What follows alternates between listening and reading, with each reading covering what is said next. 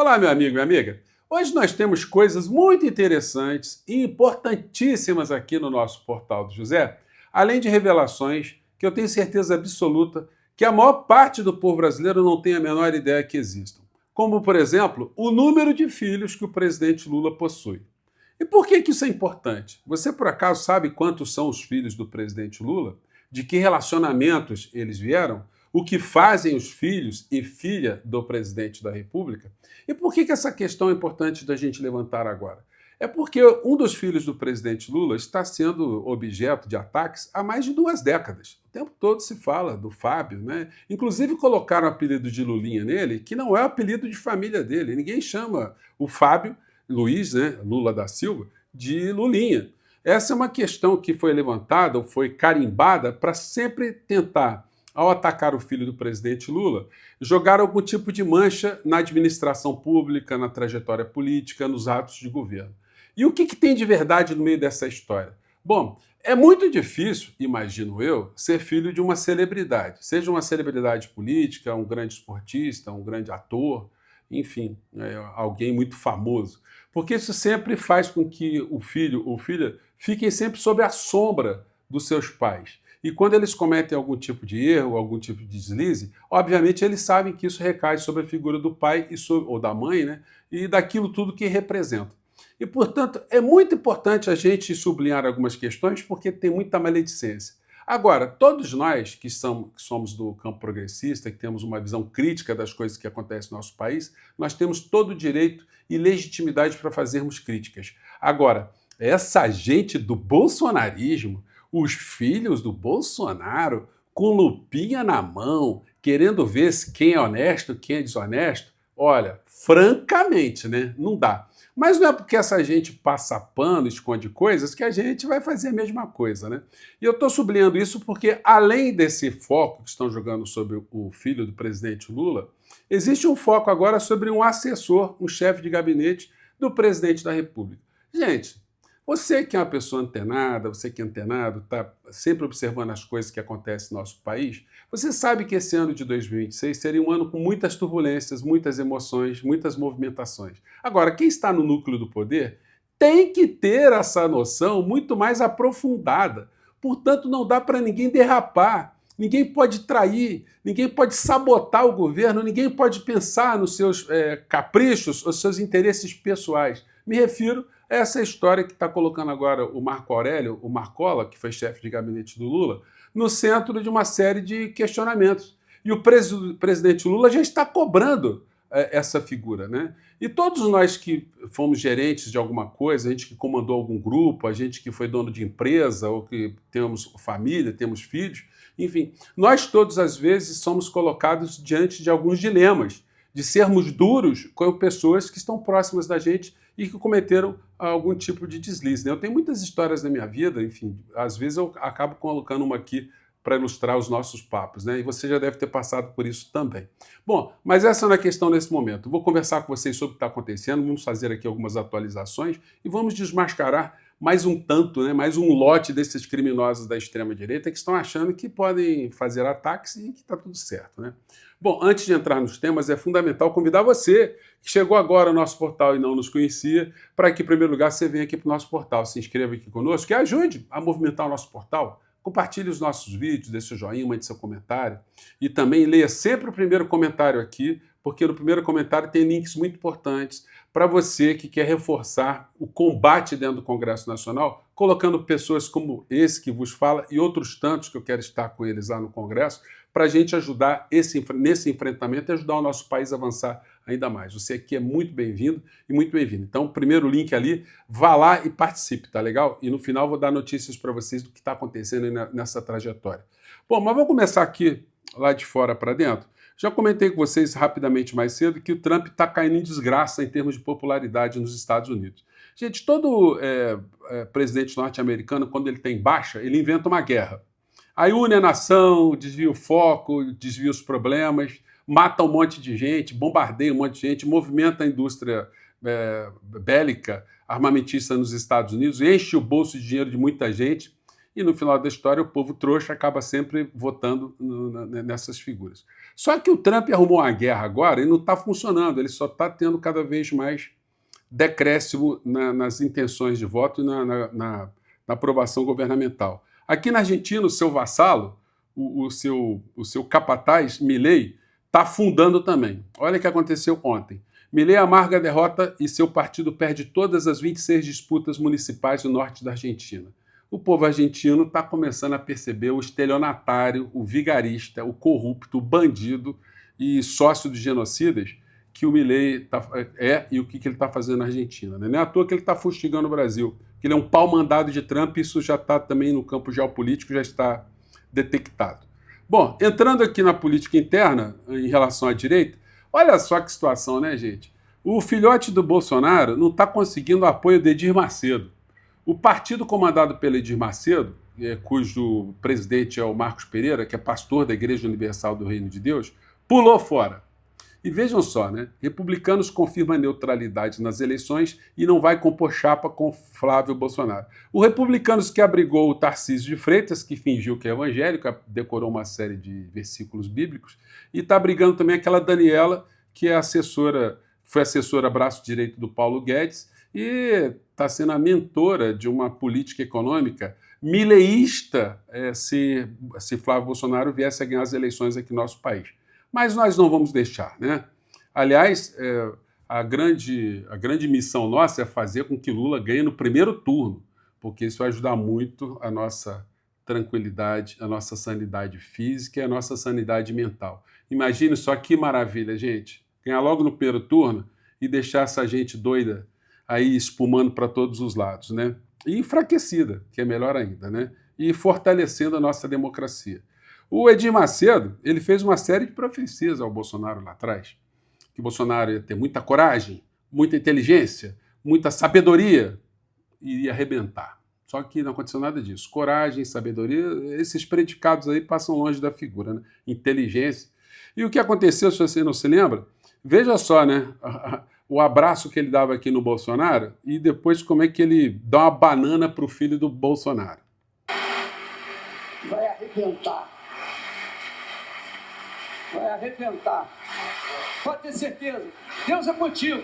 Eu vou até tirar rapidamente porque é o seguinte, esses vídeos aqui do Macedão, é impressionante como é que eles têm bloqueio, tá, gente? Mas só para ilustrar aqui, né? Eles pularam fora, deixaram o Flávio sozinho, o Flávio não vai arrebentar nada. O Flávio está se arrebentando. E olha só o que aconteceu hoje também. A Polícia Federal foi para a rua, e aí é o seguinte, máquina de dinheiro apreendida no escritório de advogado conta até 1.200 notas por minuto. Aí, puxa vida, né? Advogado, né? Mas quem era advogado? Aí quando falou o nome do advogado, Willer Thomas, eu falei, pô, eu já ouvi esse nome desse advogado. O cara tinha uma máquina aqui com raio laser, com infra, então para contar dinheiro dentro do escritório. Mas contava muito dinheiro, né? E ele gosta de um dinheirinho de papel, né? Porque essa figura aqui, ele já tinha... Aí eu descobri, me lembrei de quem ele era. Ele é amigo de Flávio Bolsonaro, né? Vejam só. Então, o Flávio Bolsonaro, querendo apontar o dedo para os outros, que pegou empréstimo, deixou de pegar empréstimo, o senhor Flávio Bolsonaro, o senhor pegou milhões, o que o senhor fez na vida do senhor?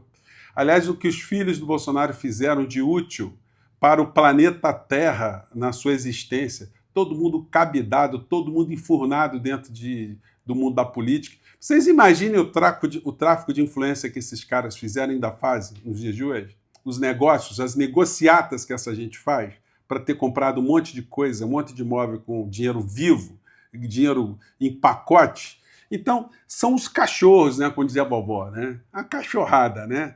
Antes da posse de Trump, Flávio Bolsonaro curtiu noitada em cassino de Miami com um amigo advogado. Esse tem maquininha de contar dinheiro. E no final ele sacou quase R$1,5 milhão de reais, né? Só que em dólares, né? O Flávio passou a noite toda com ele, homem de família, de Deus, né? Chegou de noite no cassino e foi sacar 6h30 da manhã, gente. Imagina como é que estavam essas criaturas, como é que estava a carcaça dessas criaturas. Foram tirar dinheiro. Mas uma coisa eu garanto a vocês, não era dinheiro honesto. Porque essa gente, eles não sabem muito bem o que significa dinheiro honesto, né? Um cara que tem máquina de contar dinheiro no escritório de advocacia, olha, francamente. O Sóstenes Cavalcante, você deve ter passado por lá, né? porque, enfim, outro dia estava com sacolas de dinheiro dentro do apartamento, né? Que ele não conseguiu explicar até hoje. Ele explicou, mas não convence, né? O dinheiro não foi restituído. Essa história ainda está longe de acabar. Rio de Janeiro acusa a empresa de amigo de Flávio de sumir com 20 milhões do Estado. Loterge cobra Rio Pag, que tem monopólio de intermediação de pagamentos às bets, e devolva dinheiro ao do Estado sob custódia. Esse advogado, amigo do Flávio Bolsonaro, tem contrato com o governo do Estado, do Cláudio Castro, bolsonarista.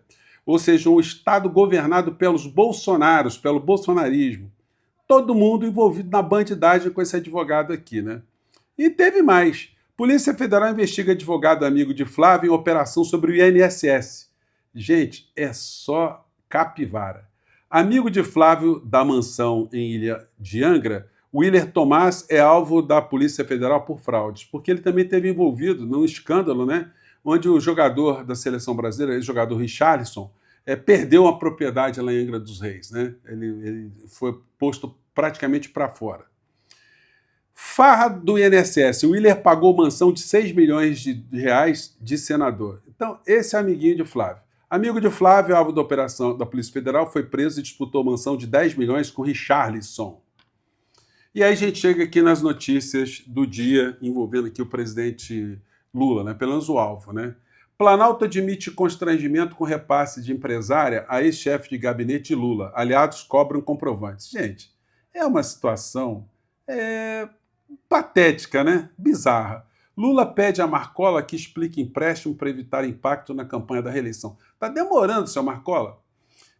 Olha, gente, se nós tivéssemos aqui o comportamento da extrema-direita, o que a gente faria? A gente fingia que não aconteceu nada, não é com a gente, ou a gente tentaria dar explicações que a própria criatura não está sendo capaz de explicar. Muitas vezes nós somos obrigados a ser duros com essas criaturas, né? O presidente Lula deve estar se sentindo muito mal com o cara que era o assessor dele ali. De repente o cara, numa história dessa, o cara que pega grana emprestada, vamos acreditar na história, como uma pessoa que circulava como lobista dentro dos corredores da administração pública. Gente, não dá para aliviar uma coisa dessa, porque a extrema-direita está fazendo uso desse fato para fazer uma farofa, para desgastar o governo e para colocar o governo na defensiva. E eu sempre disse para vocês, a melhor defesa é o ataque, né? Só que eles estão usando essa técnica. Na medida que eles fazem ataques ao filho do presidente Lula e agora ao Marcola, esse derrapador geral, né? Essa criatura, gente, olha, se fosse empregado de qualquer um de nós tivesse um vacilo desse, estava demitido, né? No outro dia, né? Enfim, e a gente teria que fazer isso, mesmo pessoa sendo legal, isso é muito bacana, mas um abraço, tá? Cometeu uma lambança gigantesca. O presidente Lula está convocando todo mundo para o lançamento da candidatura dele no dia 16, lá na Vila Euclides. Dia 16 é um grande dia, quero vocês no estado da Vila Euclides, porque lá eu vou mostrar café no bule. Lá... Então é o seguinte, vai apresentar projeto, proposta, vai ser um negócio muito legal. E dia 17, no dia seguinte, esse que vos fala, será lançado também deputado, candidato a deputado federal, no Rio de Janeiro, na Associação Brasileira de Imprensa, às 19 horas. Gente, olha que bacana. Uma honra muito grande para mim, e isso está sendo possível porque vocês estão se envolvendo bastante nisso, estão jogando o meu nome lá para cima, e a gente vai para cima junto com outras tantas pessoas muito legais que eu admiro no Congresso Nacional, com certeza. Gente, falando agora do filho do presidente Lula. Olha só, você sabe quantos filhos o presidente Lula tem? 5 filhos. E tem uma coisa muito interessante que eu acho que muitas pessoas não sabem. Nessa foto aqui, que está muito desfocalizada, o menino mais alto aqui é o filho adotivo de Lula. Você sabia disso? O Lula, quando se casou com a dona Marisa, ela já tinha um filho de um outro relacionamento, e cujo pai o menino não conheceu, e o Lula adotou esse menino.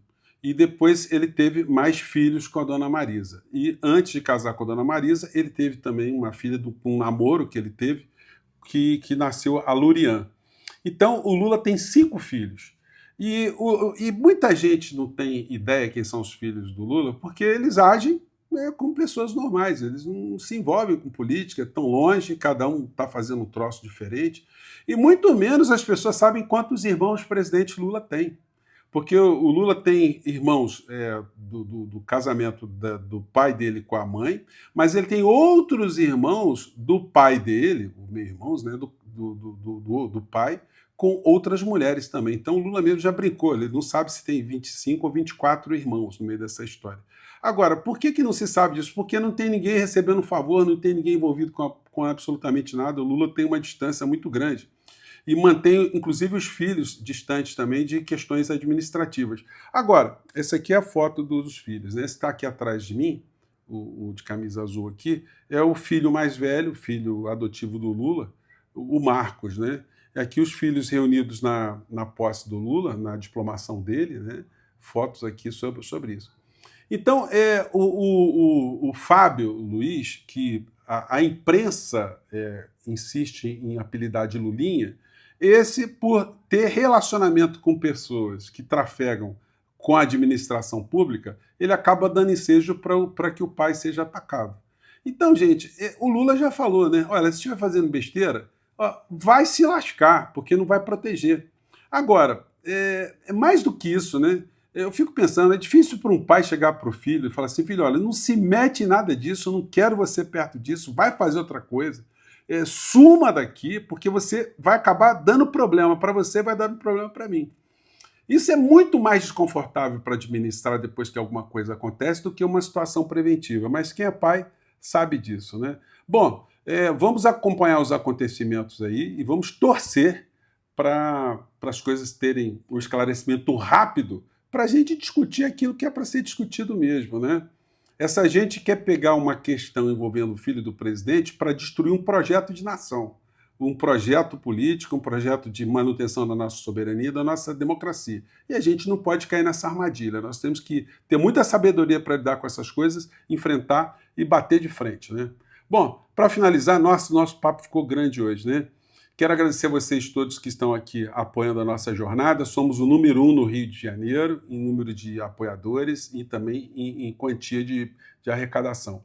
Se tudo continuar como as coisas estão indo, vocês vão me colocar lá ao lado de Jandira Fegali, do Elias Jabbour, Lindbergh Farias, Pastor Henrique Vieira, a bancada do PSOL, bancada do PT, Glauber Braga, Sâmia. Nossa, quanta gente, Talíria Petroni, quanta gente legal, Chico Alencar, tenho certeza que essa gente toda estará no Congresso e olha, se você me colocar lá junto com eles, olha, a gente vai fazer muito barulho, tá bom? Eu fico por aqui, um grande abraço, até o nosso próximo encontro. Tchau!